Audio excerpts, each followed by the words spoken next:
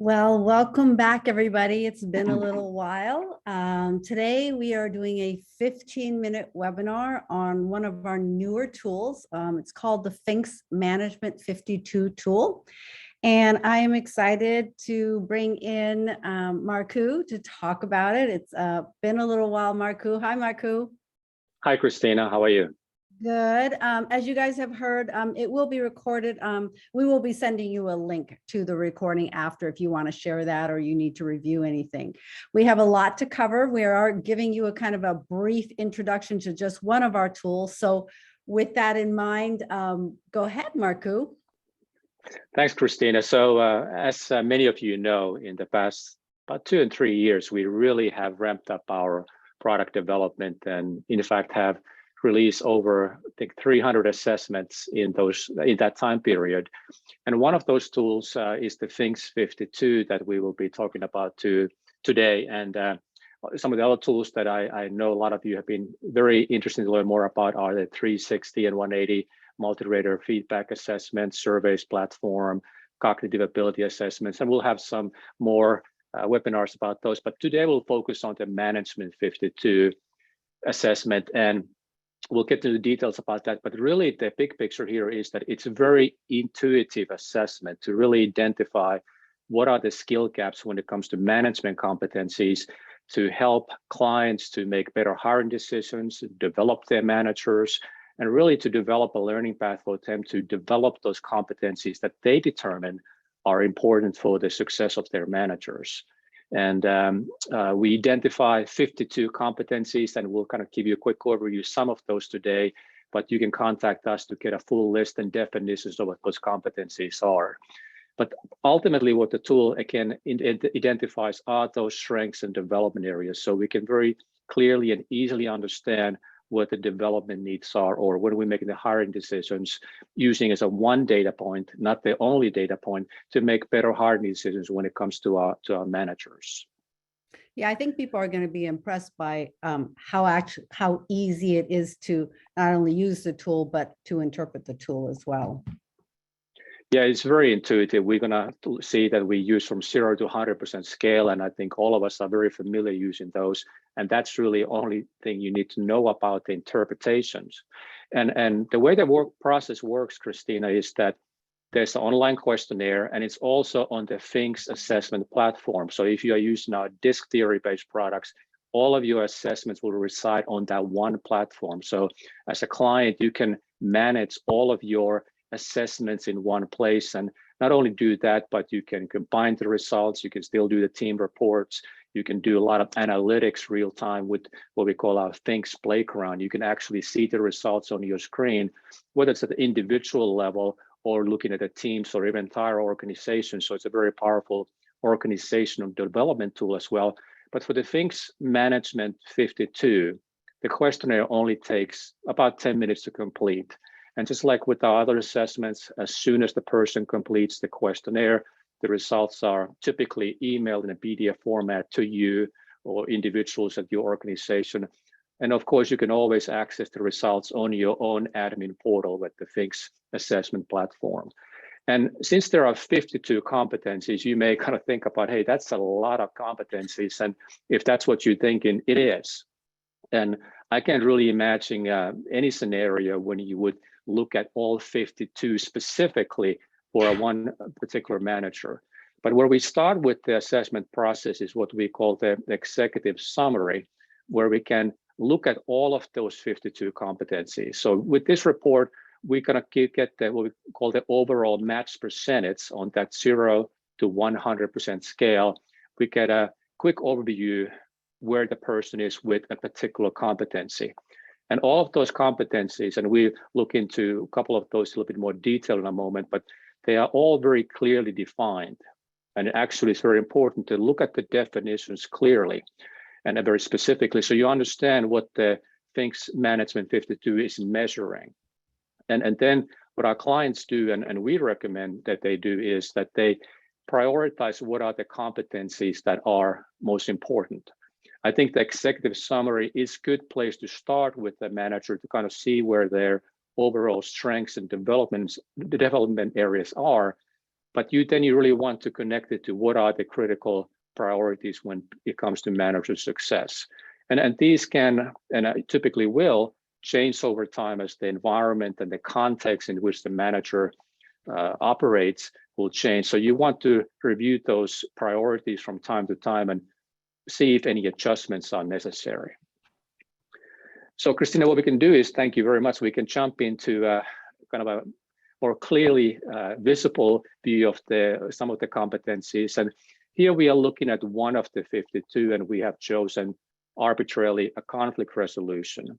And again, here we are still looking at the executive summary. So this gives us the overall competency match percentage. And for this individual, we've chosen one that happens to fall right in the middle.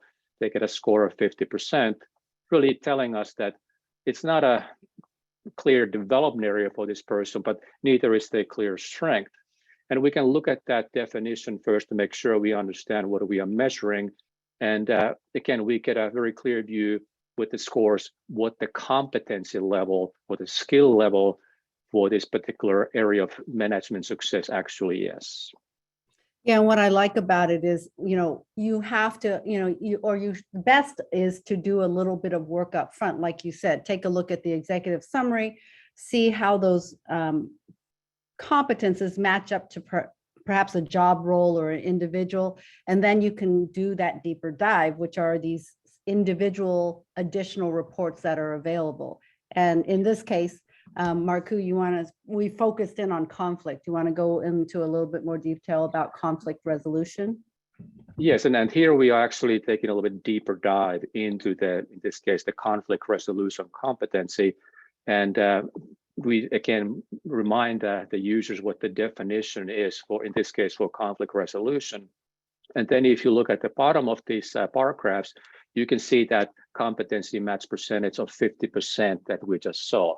But then we dive in deeper to different competency, kind of a behavioral competencies that make up that overall score. So we can have a clearer understanding where the strengths and development areas are for this particular manager. Ideal score would be always +5, and those are always highlighted there on the, I always forget the color, I'm colorblind, so I always at a disadvantage here, but the ideal would be the +5.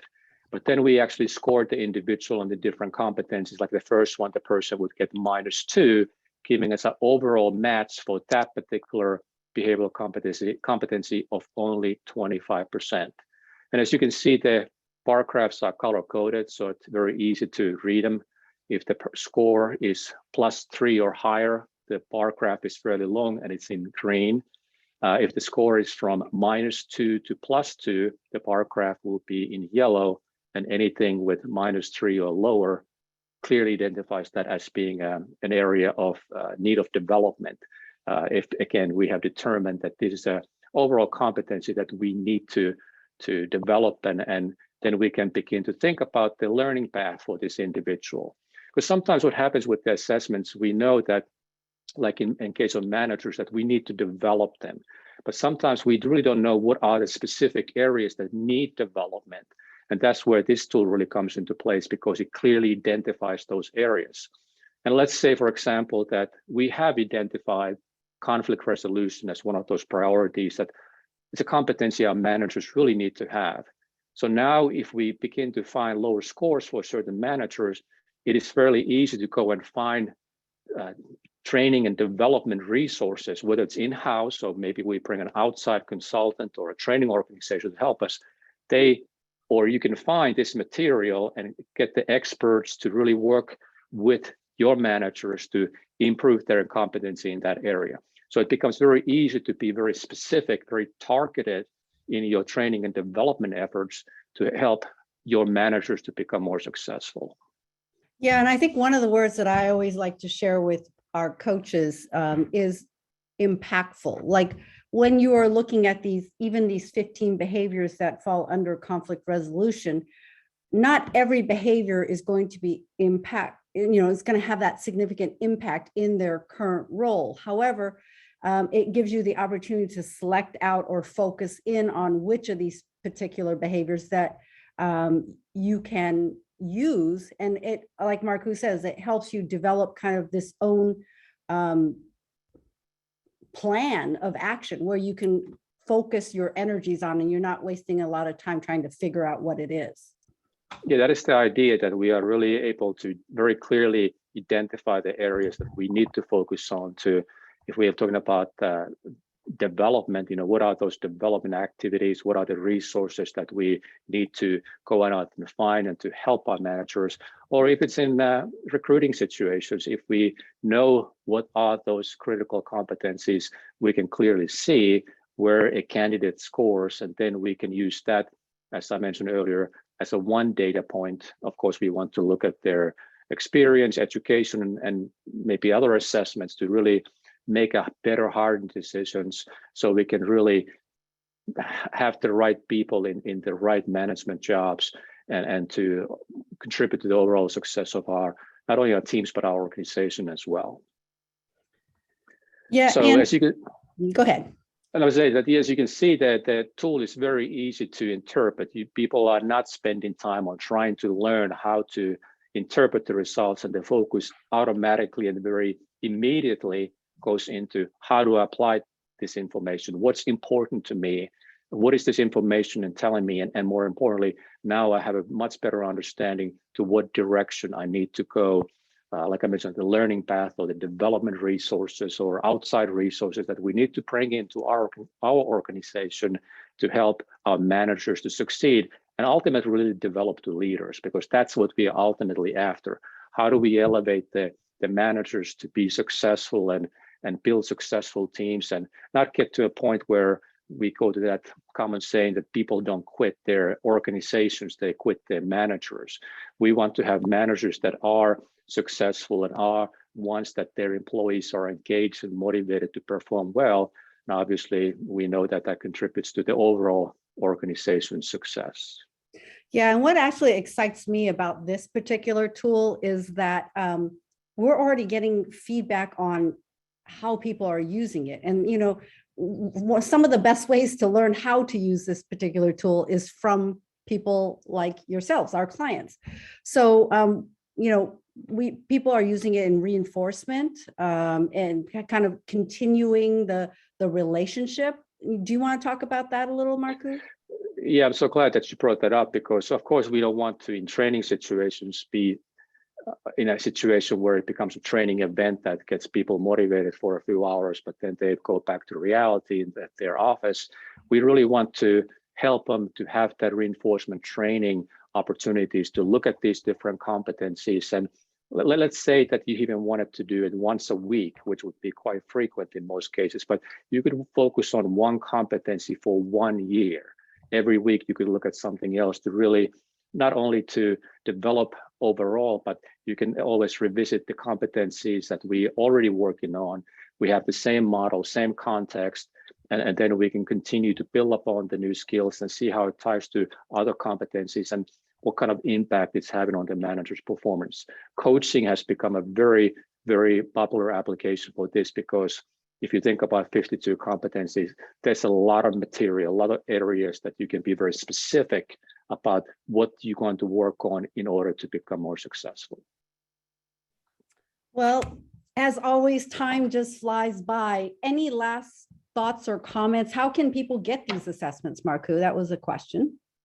Well, certainly just contact us, and we can share more information about the tool, what those competencies are, share some sample reports with you and help you get started with it.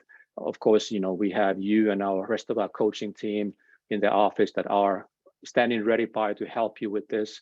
But the experience has already shown us that the application is easy. You just need to kind of think about what are those most important competencies that you want to focus on first. You will not be spending time, your valuable time, learning to interpret the tool. You are going to be focusing on how to apply the information to achieve my goals. And so just contact us. Oh, sorry. I'm going to squeeze in one great question. Our contact information is on the slide at the bottom, but somebody asked, how does it link to DISC, Diamond, and Profiles? Well, we can make that link very seamless. We're running out of time, but part of the report, if you want to use it, it ties directly to the Diamond. And also a lot of this information is behavioral competencies. We can tie directly to the DISC model and DISC assessments. There are hundreds of those you can tie directly. So that's a great question, and answer is very easy to do. Awesome. So with that, I'm sorry, I'm going to cut off Marku. I mean, there's lots of great questions, but please reach out to us. You can contact us at info@extendeddisc.org for more information, how to get the tool, more information about it. We do have another webinar coming up next week on understanding our own style. So it's basically an introduction to how to understand DISC results. That's Wednesday, October 19th from 10 to 11 a.m. Hope to see you there. Thank you guys for all joining us, and have a wonderful rest of your day. Thank you.